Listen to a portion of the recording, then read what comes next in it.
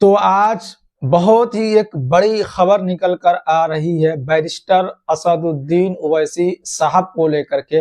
बिहार के भीतर से, बिहार की राजधानी पटना के भीतर बैरिस्टर असदुद्दीन ओवैसी साहब की एंट्री हो गई है।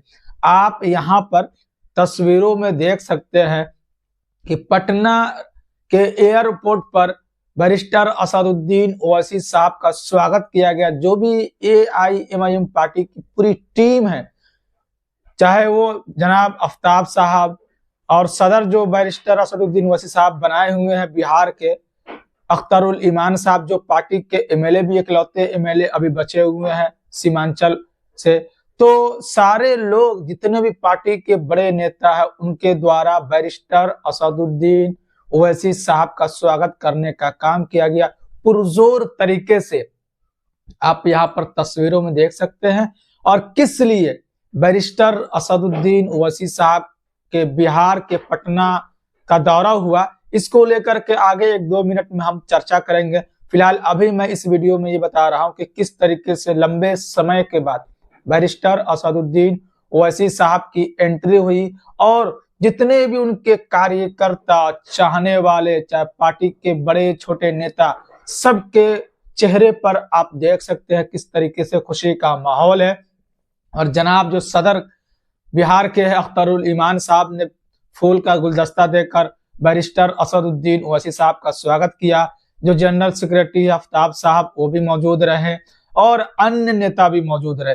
तो अपने लाव लश्कर के साथ सदर बैरिस्टर असदुद्दीन ओवैसी साहब पटना एयरपोर्ट पर देखे गए।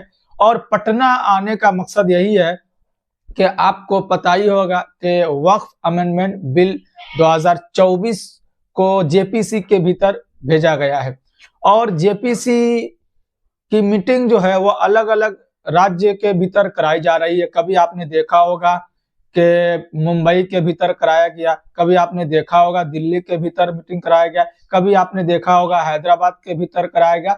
तो इसी तरीके से JPC की मीटिंग जो हो रही है वो स्टेट, अलग अलग स्टेट में हो रही है, अलग अलग स्टेट के राजधानी में हो रही है। तो इसी को लेकर के वक्फ संशोधन 2024 का जो बिल है उसको लेकर के मीटिंग में बैरिस्टर असदुद्दीन ओवैसी साहब हमेशा शिरकत करते हुए नजर आते हैं। कभी वो गुजरात जाते हैं, कभी हैदराबाद में, कभी दिल्ली में, कभी मुंबई में। और आज की ये खबर निकल कर आ रही कि बैरिस्टर असदुद्दीन ओवैसी साहब JPC की मीटिंग में शिरकत करने के लिए पटना के भीतर पहुंचे। और ये JPC की मीटिंग जो है वो पटना में रखी गई है। अगर तारीख की बात करते हैं तो आज ये खबर निकल कर आई जिस दिन मैं वीडियो बना रहा हूं, ये 18 जनवरी 2024 का डेट है। और इस तारीख को बैरिस्टर असदुद्दीन ओवैसी साहब को एयरपोर्ट पर देखा गया और उसके बाद से मीडिया के लोगों ने भी कुछ सवाल किया चुनाव को लेकर के, क्योंकि 2025 में ही बिहार विधानसभा का चुनाव। फिलहाल उन्होंने ये सारी बातों को दरकिनार कर दिया कि फिलहाल मैं जिस काम के लिए आया हूं उसमें जा रहा हूं, मतलब कि JPC की मीटिंग में मैं जा रहा हूं। और फिर बोला गया कि JPC में क्या होगा, क्या होने वाला है।